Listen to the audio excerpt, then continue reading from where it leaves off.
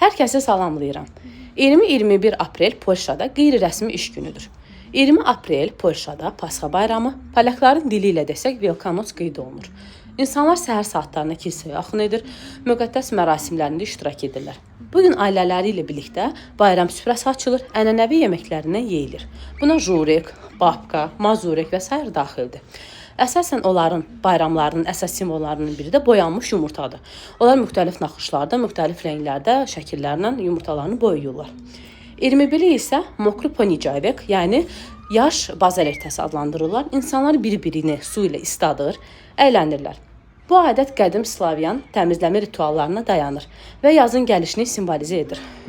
Bu bayramı Polşanın bütün küçələrində, parklarında görmək mümkündür, çünki hər yer bəzəyirlər. Bu qədər. Mənim kanalıma abunə olmağı, bəyənməyi və şərh bölməsinə hansı formada, hansı mövzuda videolar çəkməyimi istədiyinizi yaza bilərsiniz. Hələlik!